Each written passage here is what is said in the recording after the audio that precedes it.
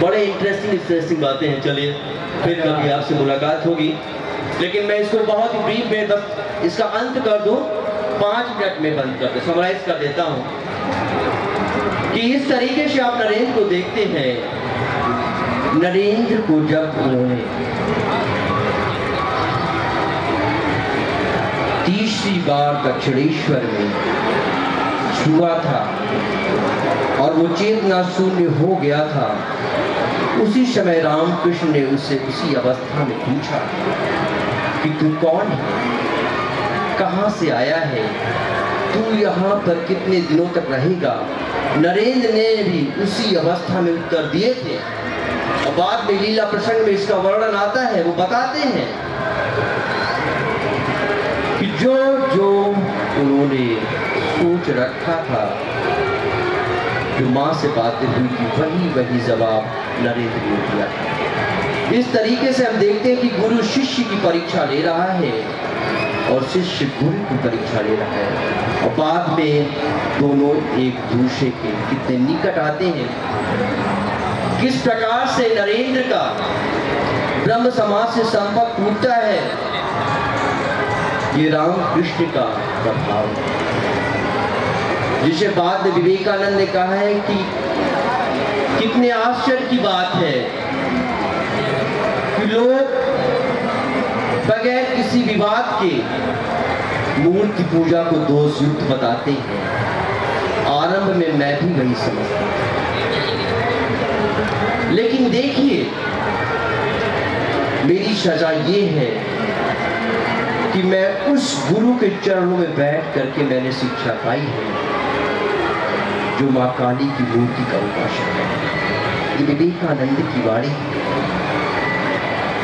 बीच में आदेश हो गया है, वरना शिकागो एड्रेस था, किस तरीके से वो कन्याकुमारी पहुंचता है, किस तरीके से जब वो संन्यास को निकलता है और पहले क्योंकि शिव का अवतारी है वो काशी जाता है, फिर त्रेता युग में अयोध्या आती है, वो काशी से अयोध्या जाता है, अयोध्या से लखनऊ जाता है, लखनऊ से आगरा जाता है, आगरा से कृष्ण के धाम वृंदावन जाता है।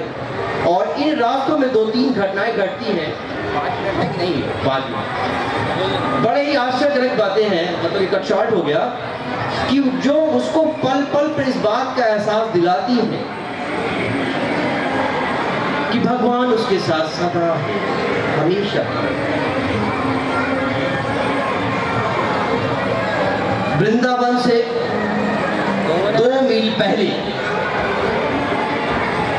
रास्ते में एक भंगी को देखते हैं, वो चिलम पी रहा होता है।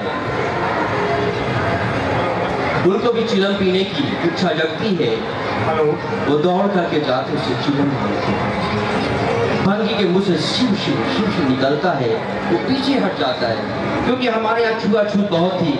वो भंगी सोचता है कि सामने इतना तेजस्वी ब्राह्मण साक्षात शिव और मैं भंगी, यदि ये मुझे छू लेगा तो इसका धर्म नष्ट हो जाएगा। नरेंद्र भी पीछे हटते,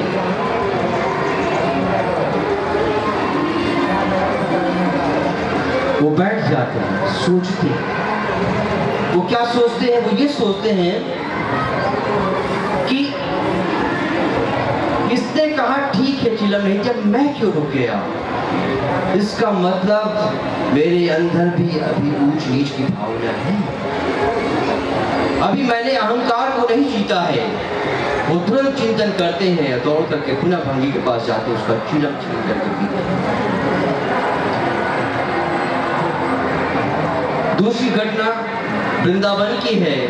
राधा कुंड में वो स्नान करने के लिए गए हैं, उनके पास एक कौपीन है, वो कौपीन को धो करके सुखाने के लिए पेड़ पर टांग देते हैं और राधा कुंड में स्नान के लिए प्रवेश कर जाते हैं। जब निकलने को होते हैं तो देखते हैं कि कौपीन गायब है। उनको बड़ी लज्जा आती है, वो कह उठते हैं कि ठीक है, मैं ऐसे ही इस निर्जन में प्रवेश कर जाऊंगा, बिना अन्न के बिना भोजन के मर जाऊंगा, मैं अपने प्राण त्याग दूंगा। इतने में एक व्यक्ति का वहां आगमन होता है जो अपने साथ वस्त्र को लाया है, खाने को लाया है। नरेंद्र से निवेदन करता है कि महाराज मैं आपके लिए वस्त्र लाया हूं, इसे ले लीजिए, भोजन लाया हूं। वो उसे ग्रहण करते हैं, वस्त्र पहनते हैं और पुनः जब कुंड के तट पर, राधा कुंड के तट पर आते हैं तो देखते हैं कि कौपिन तो वही टंगा है। बड़ी सुखद अनुभूति होती है। हाथरस के रेलवे स्टेशन का मैं जिक्र करना चाहूंगा क्योंकि हमारे सीडीओ सर भी वहां से हैं। जब वो हाथरस के रेलवे स्टेशन पर उतरते हैं, वहां का स्टेशन मास्टर है शरद चंद्र गुप्ता। नरेंद्र धूप से विह्वल है, वो स्टेशन पे ट्रेन से उतरता है। उसकी बड़ी बड़ी आंखें देखकर वो स्टेशन मास्टर आकर्षित हो जाता है। वो पूछता है ठीक है? नरेंद्र कहते हैं हाँ। कहा मैं चलिए मेरे घर, मेरा आतिथ्य स्वीकार कीजिए, मैं आपको भोजन कराऊंगा। सभी लोगों से तालियां बजाते हैं। एसडीएम साहब बहुत देर से अपना वक्तव्य दे रहे हैं, इसके लिए तालियां बजा रहे हैं। ये तालियां इसलिए है या ये संकेत है कि मैं ये समाप्त कर दूं? चलिए मैं समाप्त करता हूँ। Thank you. और मैं